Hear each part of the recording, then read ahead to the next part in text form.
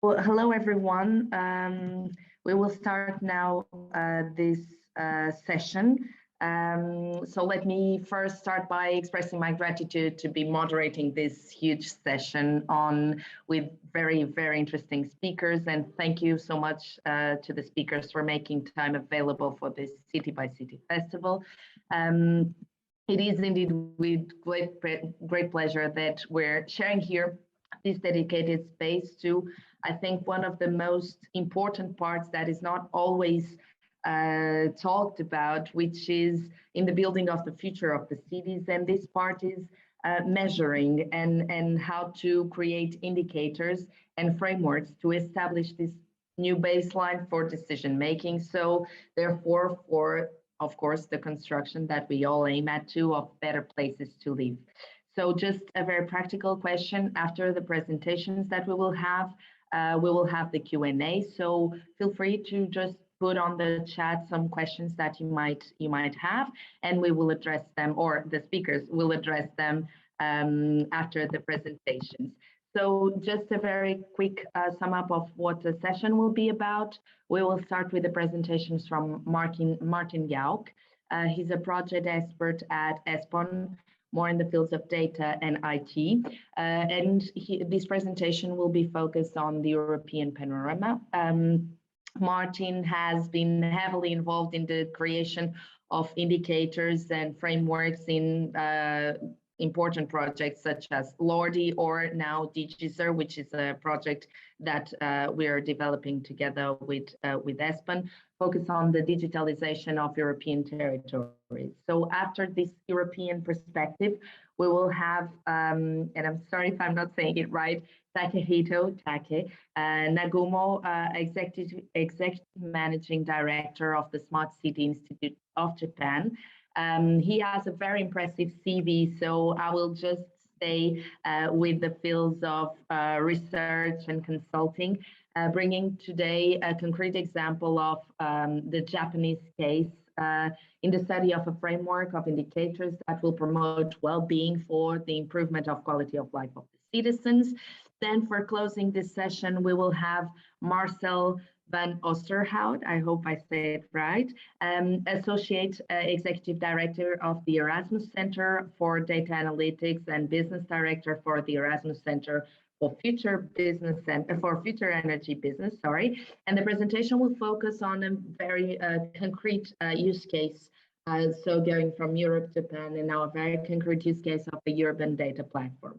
I will not speak any longer and let you guys make your presentations, just giving the floor to you and reminding that afterwards we will have a Q&A and a debate, so please feel free to participate. Martin, I give the floor to you.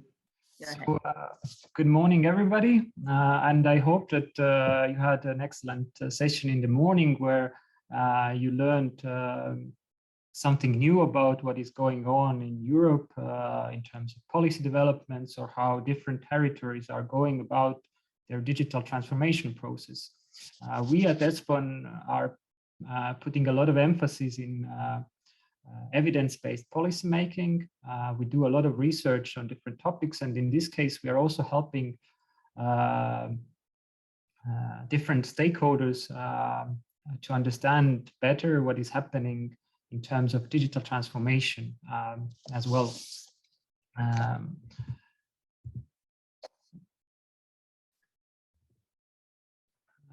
And I think the kind of culmination of this work has been the framework that we have titled LORDI. It's a methodology framework and collection of indicators that helps to measure digital transformation at local and regional level.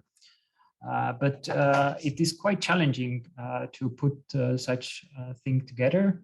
Of course, there is an increasing need to understand and know what is happening at local level to better steer the investments. However, at this European setting, we have 27 member countries, thousands, tens of thousands of municipalities, oftentimes also having different priorities. They are at different development stages.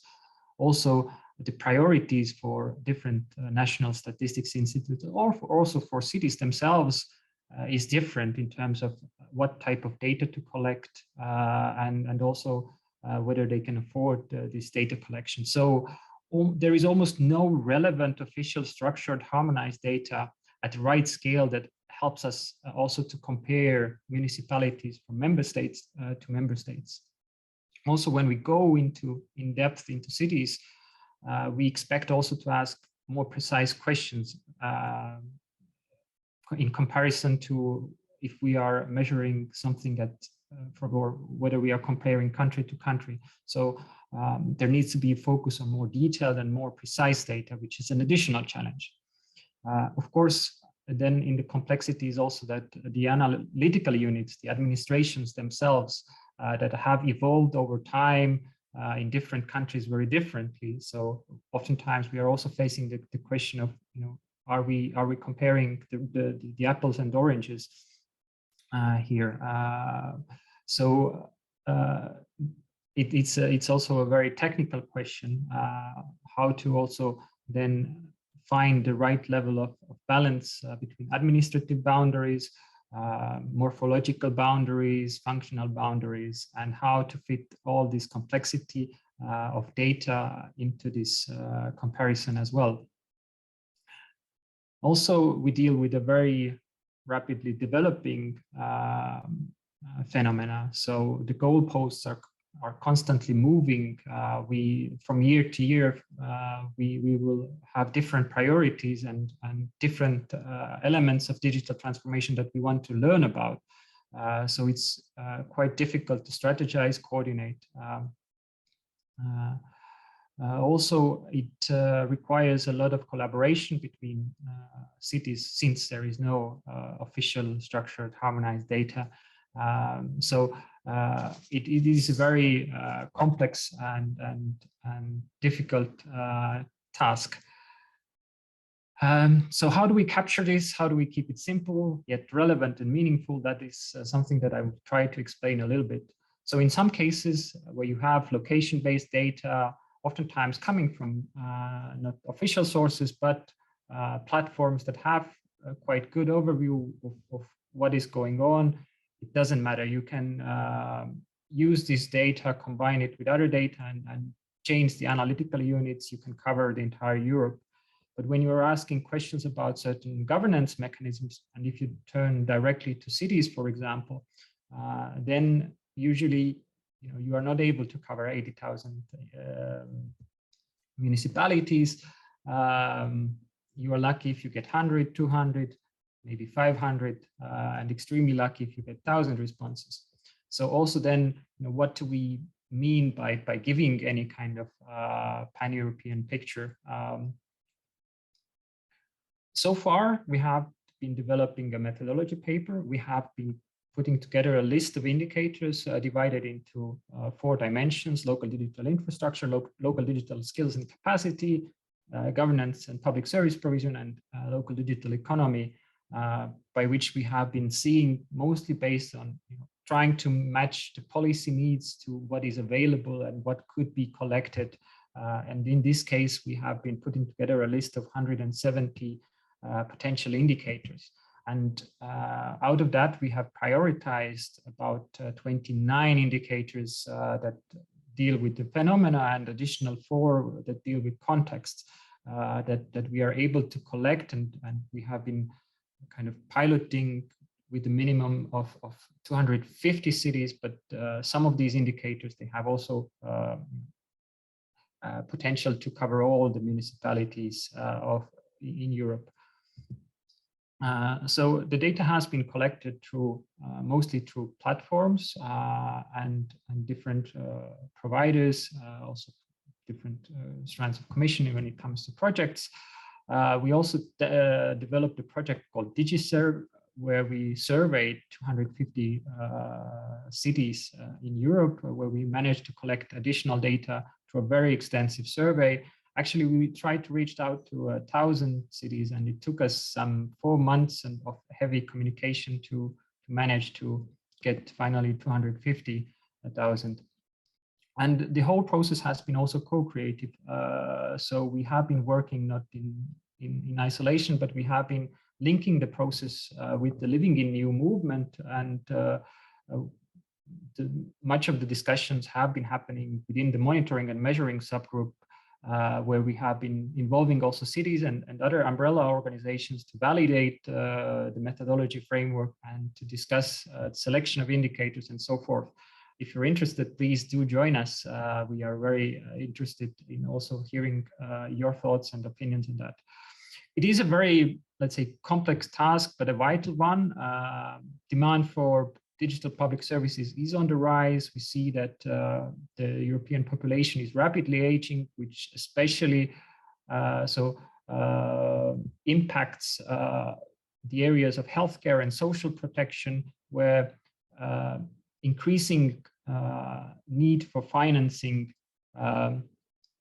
is needed. So in 20 years, these expenses are expected to be doubled.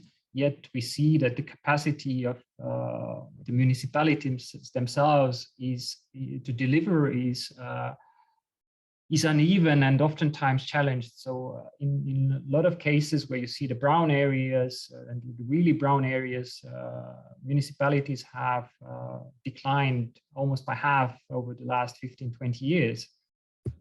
At the same time, I mean, we are talking about the resilience and recovery facility and the biggest budget of the EU, but it comes at a cost, because this money is not just found under the mattress, but it comes by the increase of public debt, which also gives us more incentive and the need to be more efficient with what we buy for this money and how we buy for this money. So there is a lot of challenges that require increasing public finances, healthcare, pensions, also the climate change, and let's not forget different aspects of global instability. We see this, even these wildcards of energy prices that have been rising in some countries by fivefold and more. It's increasingly important to measure and monitoring in a way that to see, to bring together further the local as well as the national and the European dimension. Because if we go about this digital transformation in isolated cases, whether within cities, in different departments, or across cities, or across municipalities in Europe, we will not succeed, because we spend the same resources on oftentimes duplicating some digital infrastructure that could be widespread, adopted, and piloting solutions that exist in the neighboring town or the next town over. There is an increasing need to also measure the processes. So how do we adopt, how do we interact with each other, how do we adopt successful solutions, because this is the only way to kind of cut down the management, administration, development costs, and bring the necessary finances to the front line, to the doctors, to the teachers, and so forth. So the real prize is in adoption in scale. So hence, it's very important to monitor not only what are the outcomes, but also what are the processes behind that. And this is just an example here about cities participating in joint procurements. So in this case, it's a healthcare example where the winners are not only the taxpayers and municipalities that can save costs and also pool expertise and knowledge to define the specifications, but also the SMEs that can compete in a larger market. So we are working on this at the moment with the first set of indicators, and results are expected to come in the next months, also to be visualized. And in parallel, in the Living in New debates, we are working on how to make this sustainable, how can we expand it and further integrate with other policy processes. I think I need to stop here because I think I've already gone a bit 20 seconds over the over the time. Bit over, but I'm happy to elaborate on any of your questions, comments in the discussion phase. Thank you. Thank you so much, Martin. Now I give the floor to Take. If you can share your slides, please, and I will start counting the time. Can you hear me now? Yes, perfectly. Thank you very much. Thank you for the kind introduction, Margarida, and nice to see you all. My name is Nagumo, Executive Managing Director of Smart City Institute Japan. And let me share with you what's up in Japan with regard to the measurement and the monitoring of the cities. And our journey started from the reflection on that we focus narrowly too much on technologies and forget about how people feel about the implementation of the technology in the daily life. So we looked around the countries, European countries and Australian countries, and started to pay attention to quality of life measurement, well-being measurement, livability measurement, and we came up with our own methodology. So focus was not this technology part, but end result of implementing the digital transformation. We created the framework, which is consisted of the 2 layers. The lower layer is the measurement of the livability, which you can see 3 big categories: physical health, social health, and mental health, which further cascaded down to total of 20 categories, which captures every aspect of daily life. And then we measure that from the subjective standpoint through the survey, and in an objective standpoint with the open data. On top, you have well-being survey components consisted of 2 different areas. One is the individual well-being. Another one is community well-being, which is typical to Japanese culture.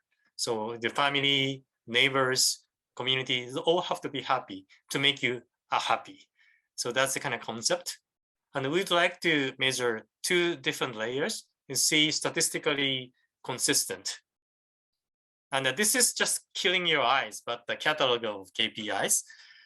This is the objective part, which have about 90 KPIs. But it doesn't mean that all the cities have to use all of these KPIs. They have to pick and choose best one for their own policies. So, starting point is measure all, but choose later. And as you can see, digital lifestyles here. So digital components is part of this. And other than that, you have nature, natural disaster, nursing, art, culture, business creation such as startups. So we created a lot of dimensions intentionally as a starting point. This is the catalog of the survey questions. So as a way of capturing subjective assessment of the city environment, we created this one as well. And we see the kind of statistical correlations between objective and subjective indicators. And the one example I can show you today is the city of Kamakura, one of the pilot cities applying this methodology. Kamakura envisioned to implement 3 layers of city making: physical, digital, and citizen participation. As a measurement of this well-being, they are creating a framework of the KPIs using livable and well-being city indicators Smart City Institute offered. And this is kind of the catch-all dashboard type of the summary paper. We created this spider chart summarizing subjective and well-being objective assessment of the 20 categories. So you can see, similarities and differences between the subjective and the objective assessment. And then we compare the result with the neighbor cities or cities with a similar characteristics. So they can talk to each other, learn from each other, not ranking or competing. That's a key part of it. We intentionally didn't have a ranking. And then each individual KPIs are summarized in this way. 50 is the center, and the numbers shows the deviation values. So it's a bell curve with us 50 in the center, right? So you can see the strengths and the weakness of the cities from different angles. This is a physical health. This is a social health. And this is mental health, right? And then we also matched that with the survey conducted with the citizens in terms of the policy prioritization. So this is how well cities is equipped with the city functions on the horizontal axis. The vertical axis represents which policies should be prioritized from the citizen standpoint. So upper right-hand corner is the kind of sweet spot. People wants to have it prioritized. Also, we have a good result. And those outside of the right-hand upper corner is the opportunities to improve. So we can have a focus on that. And then we created the kind of storyline. This is for coexistence of the nature, which Kamakura City prioritizes as a #1 item. Starting from the physical health. So we'd like to achieve the living there. And then if you live in the nature, then people have a more consciousness to protect the nature, which promote to the participation in civic activities, which yields to political activities. If the policy works well, then people get the civic pride and a sense of branding and a sense of community. So it's a kind of circular, plus effect in these activities. So in other words, this can be characterized as an algorithm of well-being in the city of Kamakura. So this is a sense of narratives we'd like to share with the citizens of the city of Kamakura. And then we have a PDCA, plan to check out cycles. And that's it. And then as a conclusion, we began this journey 2 years ago, but now it has been adopted as the national initiative, which is called Digital Garden City Initiatives under Kishida administration. So we began to cascade this down to all the cities in Japan. And we have both subjective and objective indicators. And we are open to any European cities to work together to benchmark and learn from each other. Thank you very much for listening. Thank you so much. Okay, now we're going, and thank you for the time as well. Now we're going to Marcel.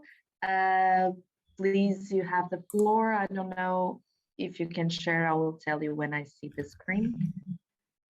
Thank you. Thank you. I'll quickly have to see I'm at the end, so I'm going to the start of the presentation. Thank you.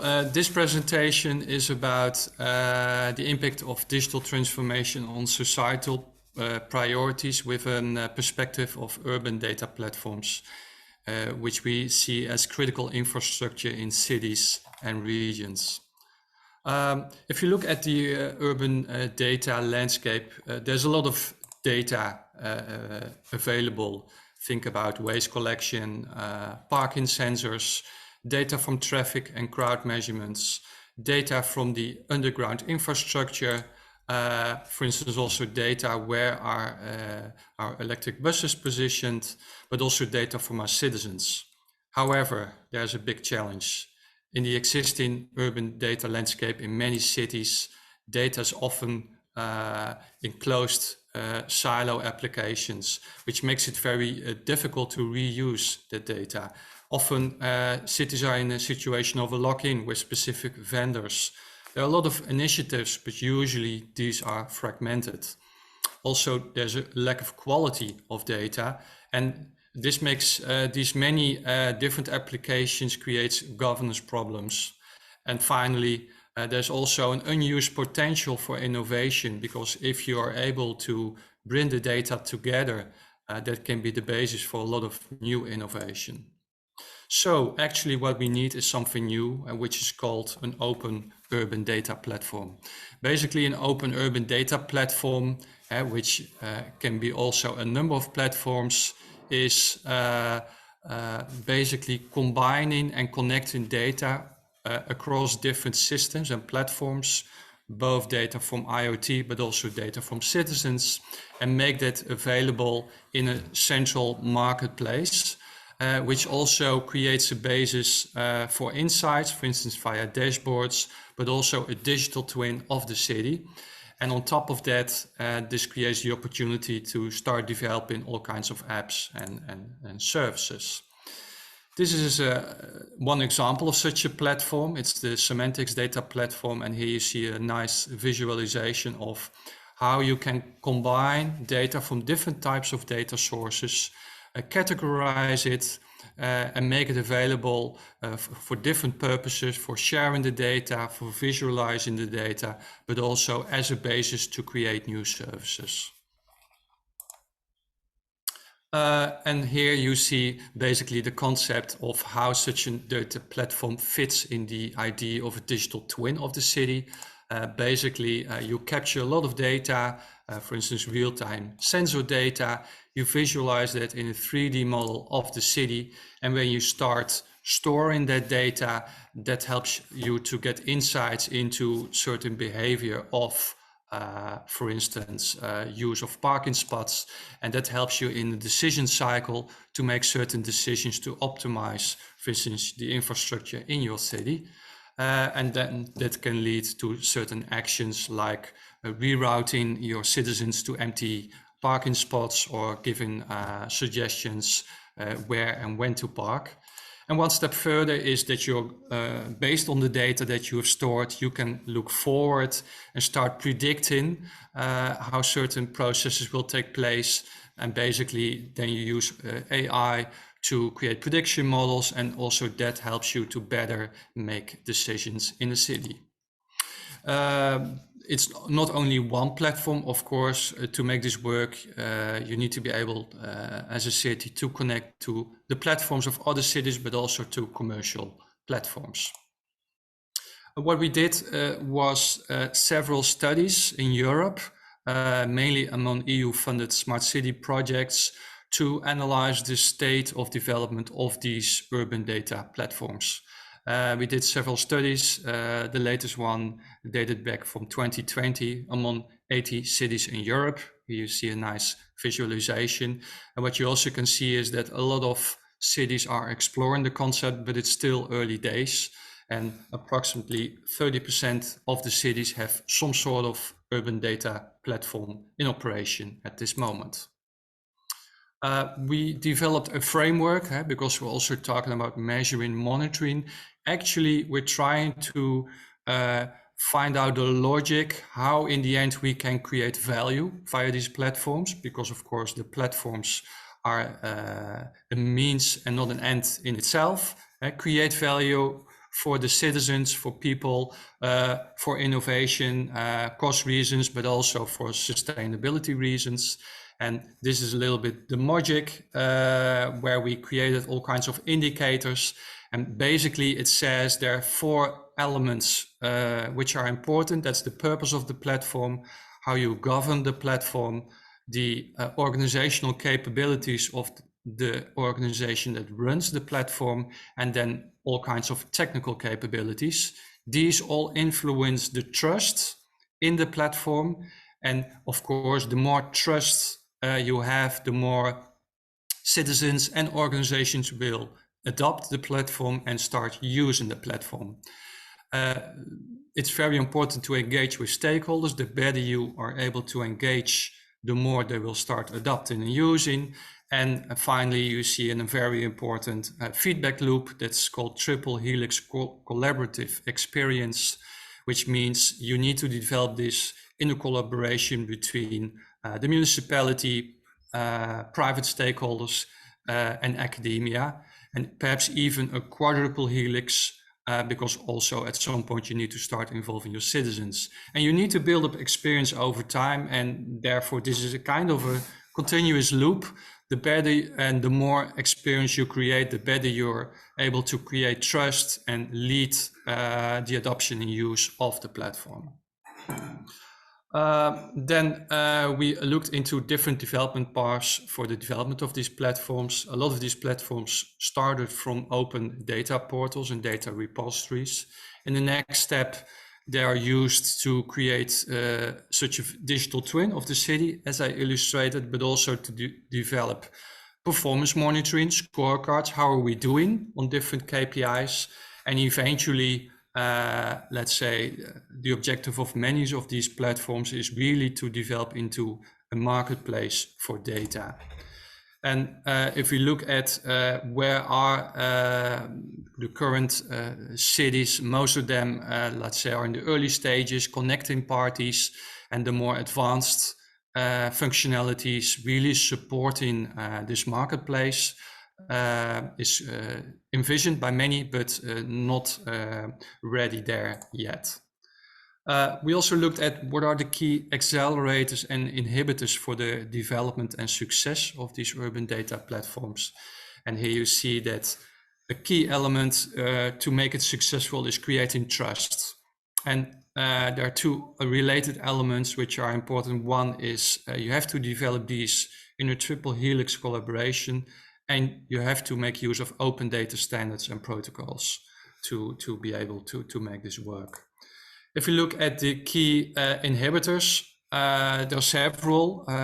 Contractual complexities was indicated as the biggest barrier, you could say.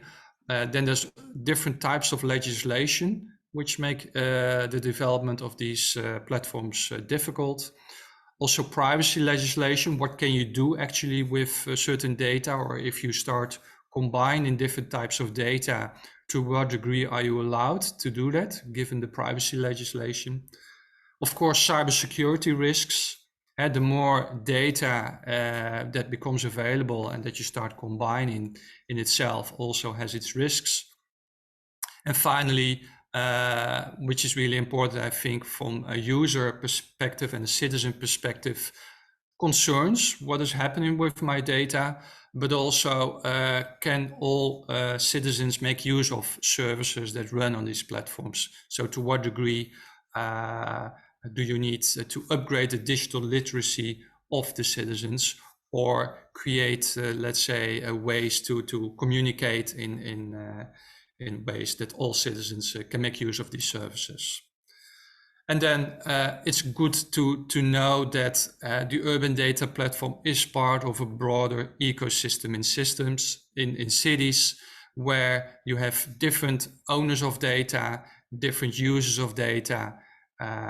These platforms will also make use of open data spaces, which will be set up, also some of them initiated by the European Commission. And there will be all kinds of new roles and opportunities for companies, for instance, to become a data aggregator or to work on data quality services. But also startups can really benefit from these platforms and create all kinds of new apps. And for those apps, it's really important that the data can be accessed in a similar way in different cities, so that a mobility app can be rolled out in different cities in Europe and not only works in one city. So therefore, this cross-platform interoperability and use of open standards is really important. A really interesting and challenging aspect will be how will these platforms start collaborating and perhaps even competing at some point with commercial platforms. That is something really to be seen. And I think there are a lot of opportunities if you combine, let's say, public city data with data from commercial platforms. There are all kinds of new opportunities.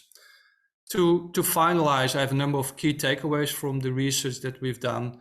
So first, data is really a key resource for cities, and we think that these open urban data platforms should be treated as vital infrastructure. And they can support decision making, they can create a platform for innovation in cities, and also make sure that cities don't end up in a lock-in with one vendor. So really create a more open, resilient system.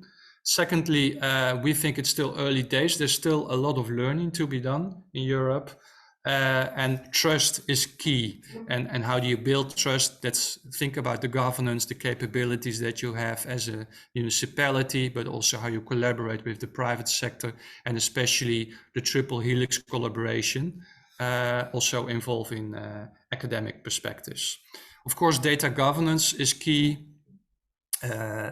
You have to think about how to keep quality of data at a high level, make use of open data standards, and also take data ownership and data security into account.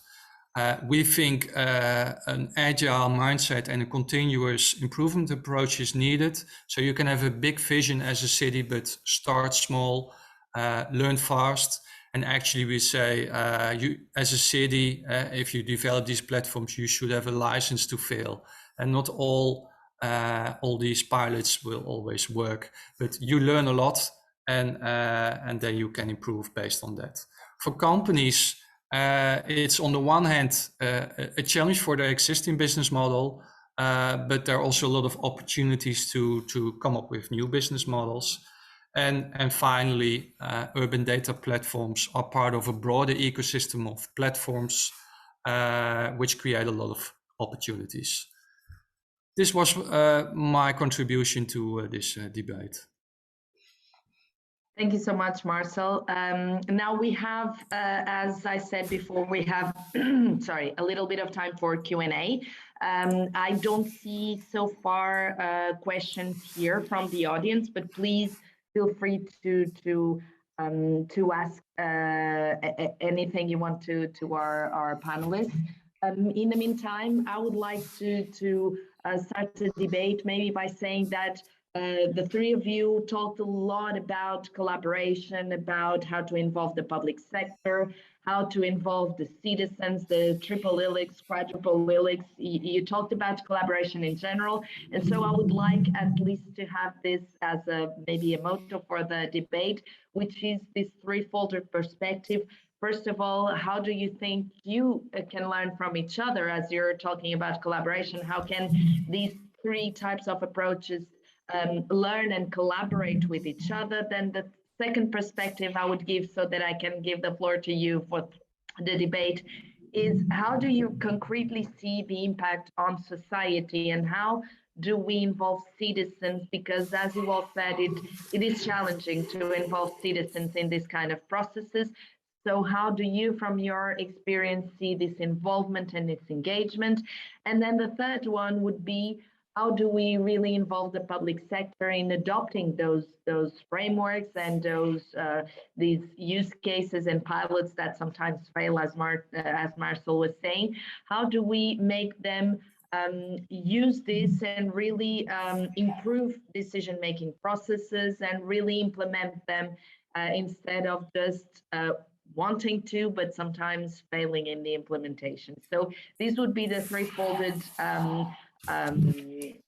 question or areas I would give the floor to you for the debate. I don't know if one of you want to start, or if I should choose like I do with my students, it can also work. Could I comment on your first question? Margarida, could I comment? Go ahead, So please. The first one, I really like the complementarity between the three approaches, because what I learned is, of course, we have different types of measures, both subjective and objective measures. So our analysis was based on subjective measures, so self-perceptions based on the questionnaire. But it's always good and important to compare that with objective measures, really measuring certain things.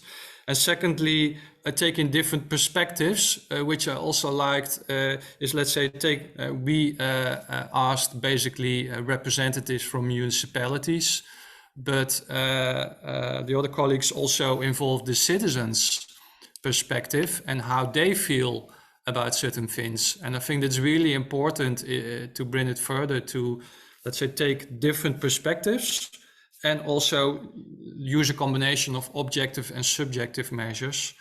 And then, of course, you can take different scopes, so the more macroeconomic indicators versus the more micro indicators like, well, perhaps even taking a company perspective or even individual citizen perspective. That is what I learned from this discussion. Yes, it would be very interesting to know also from the other panelists, because as you say, you mix perspectives, and in this way of measuring and indicators, it's very interesting to compare how things are done and frameworks are built. So I don't know, now let's do it the reverse way. Take, can you please comment on this? Thank you for asking. So I think we should have regular update sessions between Japan and Europe. And the good news is that the city of Kamakura, I just touched upon this time, is a part of the Rajatized project, which Marcel touched upon. So probably we pick and choose some of the cities doing this data-oriented exercise, and create a community of practices to learn from each other. That's, I think it's going to be beneficial from a long-term perspective. And also involvement of the university is also important, I guess. The business is sometimes short-sighted, and the universities maintains a longer perspective. So get the academia part of this community. I'm also an adjunct professor of the Kyoto University, so happy to work with an academician as well. So that's the proposals from me. Yes, I think that indeed we talked prior to this that it would be very interesting to have more sessions, more collaboration amongst all of us. And indeed, Take, I think that this is would be very important with no filters, let's say, from the cities, so that they can really learn from each other what were the difficulties and the lessons learned. Martin, can you please, I see you have your mic on, can you please comment as well? Yes, thank you. I think we already actually got a very good contribution from Marcel and his team. In our survey, we also were exploring the development of urban data platforms, and we adopted the questionnaire developed by the ruggedized team and the Rotterdam University of Erasmus. So we already created synergies there, which was, I think, fantastic. And regarding, I think, tax presentation, I very much like the approach that the end goal is about livability, quality of life, happiness. What say you? Because in the end goal for the municipalities or any government is, exactly that. Why we kind of isolated the digital transformation a little bit more in our case was that we felt that this is the area where the data is most lacking, and if we maybe spread it out too much at the first instance, we will not be able to achieve our goals. But in the end, I see that also this type of measurement framework that we are working on moves after the initial step also more towards more complex issues and tries to also capture that. Thank you for your comments. I think that one of the next things was about social and communities, and how do we really, I know that this is there's no right answer maybe for this, but we all talk about communities, and I think that in our work we all do, and about the ending goal being the quality of life, as you all mentioned. So my question, and maybe because I'm very interested in this part, is how can we really move from the measuring and indicators to a concrete impact in society? Maybe through, of course, the policy making or some other tools, but how do you see it in your perspective, in your concrete examples? How can we really engage citizens in this, and you have engaged them, and how can we really make a concrete impact, and what kind of impact can we have on citizens? Sorry. Maybe I would start now by Take, like that we can start by all of you. Thank you. So we began our journey targeting the municipalities, the local level. So having the series of workshops with the citizens to choose which KPI are relevant for their well-being and the livability of the city is kind of stick to the this implementation. And at the same time, I'm happy that the national government is get involved in this exercise. So incentive from the national government to disseminate the ideas and the methodologies to local level is another important measure. So combination of the local bottom up and also national top down, and in a balanced fashion, I think it's a very important for this implementation. Yes, this connection between the two, you guys managed to make it go to the upper level, let's say in the state or government level, which is very interesting, and the connection between the two. Do you see it easily now, easier, the connection, the connection between the citizens and the higher governments? Do you see it with this project? Do you have any impact so far, or are you still analyzing how this is, how the communication is going to improve? Yeah, in our case, we began the combination of the two. Luckily enough, under Kishida's administration right now. So there are our strategy is to follow what's called the Digital Garden City Initiative, which is to implement the digital transformation from the rural areas in a bottom-up fashion to revitalize the national economy. So not really top-down in just for Tokyo, but everyone. So, you know, we are on the right mode right now. Perfect. Thank you so much, Take. Now, Marcel, maybe if you want to, I see you have your mic on already. So this with the urban platform is a very challenging, I've been working with Porto, one of the cities you had there, trying to experiment with this. And I know it's a huge challenge. Do you have any perspective on how this affects the social part and the communities part? Yeah, so I think on the one hand, based on the applications and services which are built basically on top of this urban data platform, you can realize direct impact for citizens by making cities safer, by improving air quality and so on.